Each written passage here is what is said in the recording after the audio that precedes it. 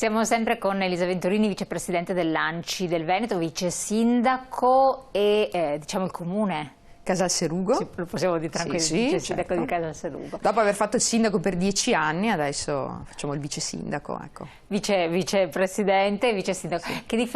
Che ruoli ha, che competenze ha un vicepresidente o presidente dell'ANCI e quindi che tipo di attribuzioni possono essere in capo a queste figure? Beh, innanzitutto una bellissima esperienza, quella dell'associazionismo, del fatto di ritrovarsi in un'associazione con altri colleghi amministratori di tutto il Veneto, perché hai modo di relazionarti e di scambiare anche le esperienze e anche di vedere le cose da punti di vista diversi.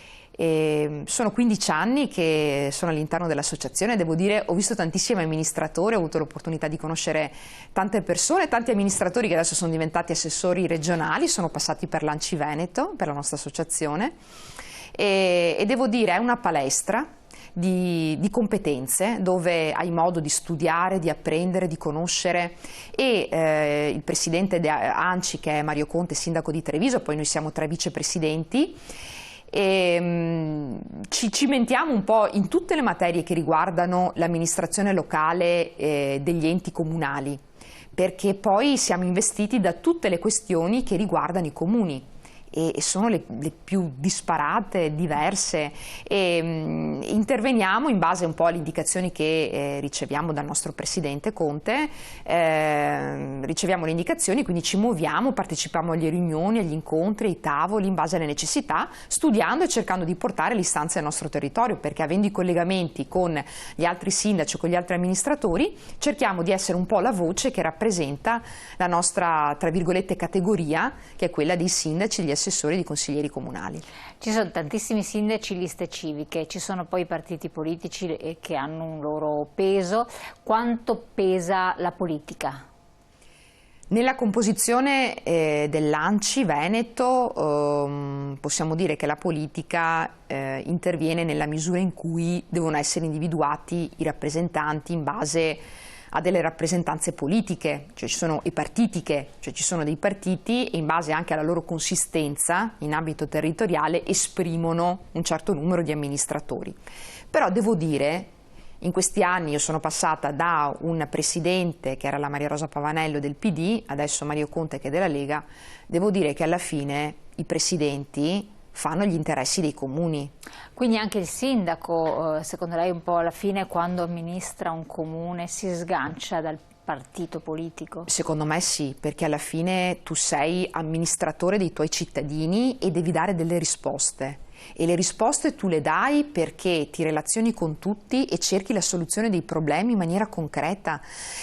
Allora, una cosa è parlare di massimi sistemi, di commentare i fatti del giorno, di vedere quello che succede a livello nazionale e magari esprimere un commento su un partito o su un altro.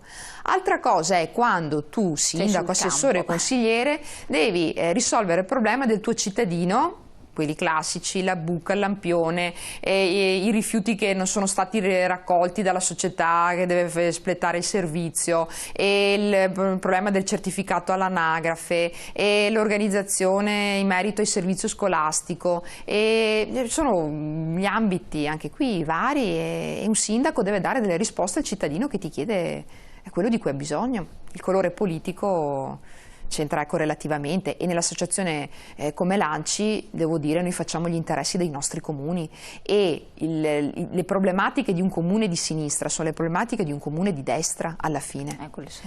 C'è da dire che la differenza secondo me c'è proprio perché noi ci relazioniamo anche con i comuni di tutta Italia, la differenza ad esempio tra i comuni veneti e i comuni di altre regioni.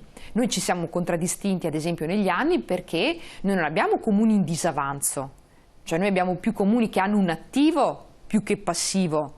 Il problema dell'avanzo di amministrazione, cioè noi abbiamo tanti avanzi di amministrazione, cioè noi abbiamo più entrate che uscite, o meglio riusciamo a gestire il nostro denaro senza fare debiti. Certo. E questo contraddistingue i nostri comuni. Noi abbiamo degli avanzi di amministrazione che sono importanti, a differenza magari di altre regioni italiane, di altri comuni di altre regioni italiane. Ma è una gestione diversa oppure ci sono problematiche veramente che si portano avanti nel tempo che sono completamente diverse da queste? Ad esempio, quando io a livello nazionale mi ritrovo con i sindaci, con gli amministratori di altre regioni d'Italia, magari vengono fuori problemi come le infiltrazioni mafiose. Infatti stavo pensando anche a quello. Come, che anche qui ci sono. Come la criminalità organizzata. Per carità, si corre magari anche da noi questo rischio, ma capita in un comune, ma perché è un caso anche anomalo. Lì invece capita che i comuni vengono sciolti proprio per infiltrazioni mafiose e senti quando ne parlano gli amministratori che hanno questo problema, che c'è questo problema. Io devo dire, a livello veneto, io non sento parlando con gli amministratori l'esistenza di un'organizzazione criminale che in qualche maniera compromette l'attività dell'amministratore. Mi sembra che i nostri amministratori abbiano problemi più che altro legati all'impossibilità, ad esempio abbiamo avuto degli anni di spendere i nostri avanzi, al patto di stabilità che avevamo fino a qualche tempo fa, alla burocrazia che ti rende impossibile la realizzazione di qualsiasi cosa. Questi sono i problemi che affliggono i nostri amministratori. Quindi ci sono differenze a seconda del territorio. Decisamente. Sempre stando sul tema che avevamo iniziato della ripartenza, i mezzi di trasporto, lei accennava ci deve essere un coordinamento tra i plessi scolastici, l'organizzazione della ripartenza scolastica, ma anche del lavoro, perché poi se molti dallo smart working ritorneranno nelle sedi di lavoro, parleremo magari se avremo tempo anche di questo, questi benedetti mezzi di trasporto devono funzionare Zai ha detto che possono andare a pieno regime. Però ci sono anche le persone in piedi, c'è dovuto uno appiccicato all'altro, non so quanto sia... Allora è stata qualche giorno fa emanata l'ordinanza da parte della Regione Veneto, la 63, la quale esplica i propri effetti dal 27 giugno fino al 10 luglio e permette di poter usufruire dei mezzi di trasporto, parliamo di autobus, di tram, di treni, di vaporetti, si possono usufruire quindi questi mezzi di trasporto senza tenere la distanza, solo con l'uso della mascherina. Fino adesso è stato invece necessario mantenere il distanziamento, tanto è vero che la capienza all'interno dei mezzi di trasporto era ridotta e questo ha portato delle serie difficoltà per le società di trasporto. Mi è già capitato in questa trasmissione, se vi ricordate, anche settimane, mesi fa, che ponevo proprio il problema delle società di trasporto pubblico a livello nazionale, che mettevano in evidenza come il distanziamento all'interno dei mezzi sia motivo di grande difficoltà economica per loro, perché questo significa minore capienza e minori intorti tarifari e di conseguenza le società non stanno in piedi, c'è un grosso problema da questo punto di vista. Il governatore Zai è intervenuto con questa ordinanza eliminando il distanziamento e permettendo così di usufruire dei mezzi. È vero che siamo in una stagione in cui ad esempio nelle città, magari a Venezia con i vaporetti, non lo so, vedremo della ripresa del turismo, però magari nelle città non ci sono gli studenti che vanno a scuola e abbiamo dei numeri ridotti, quindi fino al 10 luglio siamo ancora in una fase in cui le distanze ci potrebbero essere all'interno dei mezzi, perché a parte magari in qualche orario di punta, però grosso modo non abbiamo le folle. Il problema si porrà veramente a settembre, dove ci deve essere appunto un coordinamento per capire come poter utilizzare i mezzi. Sta di fatto che in altri paesi europei la distanza non viene osservata, hanno tutti la mascherina, però la distanza non viene osservata proprio per permettere l'uso dei mezzi. Anche lì andare a capire effettivamente quanto c'è di rischio, quanto certo. E questa mette tutto in discussione. Perché il grande problema, allora la salute prima di tutto. Noi dobbiamo garantire la vita delle persone, la salute, le persone devono star bene e vivere nel benessere.